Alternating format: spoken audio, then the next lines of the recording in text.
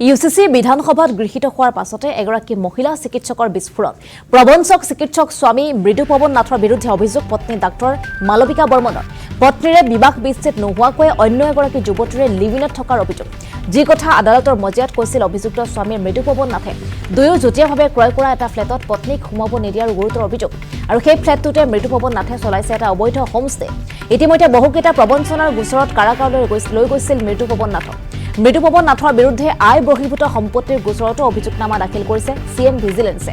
আৰু ইউচিচি অসমত প্ৰৱৰ্তন কৰাক লৈ মুখ্যমন্ত্ৰীক ধন্যবাদ জনাইছে ডাক্তৰ মালবিকা বৰ্মনে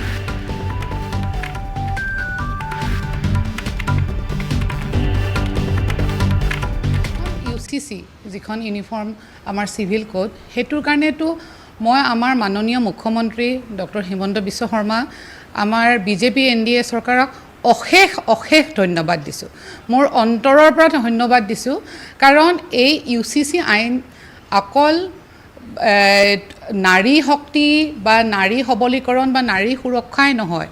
আমাৰ গোটেই আইন ব্যৱস্থা ন্যায় আমাৰ ফিউচাৰ জেনেৰেশ্যন আমাৰ ছোৱালী হওক কিছুমান ক্ষেত্ৰত পুৰুষৰো হওক আমাৰ নিৰাপত্তাটো তেওঁলোকে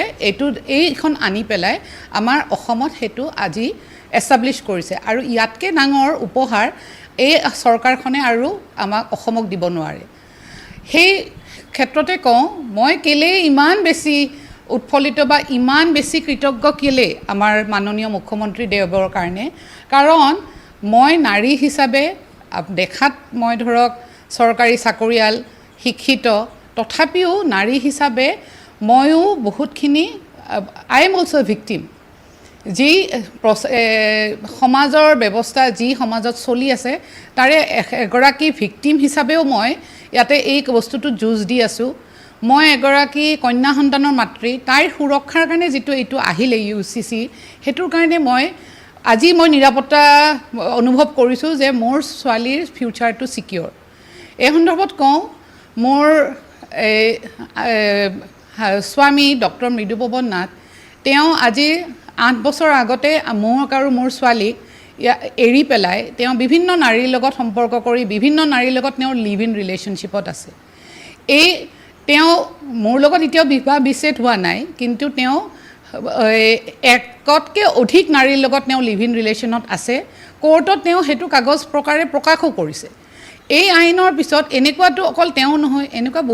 বহুত পুৰুষে বহুত নাৰীৰ লগত কৰি আছে সেইবিলাক নাৰীয়ে আজি জাষ্টিছ পাব আজি ছিকিউৰিটি পাব আৰু সেইটোৰ কাৰণে মই আমাৰ মাননীয় মুখ্যমন্ত্ৰী দেৱক অশেষ ধন্যবাদ আপোনালোকৰ যোগেৰে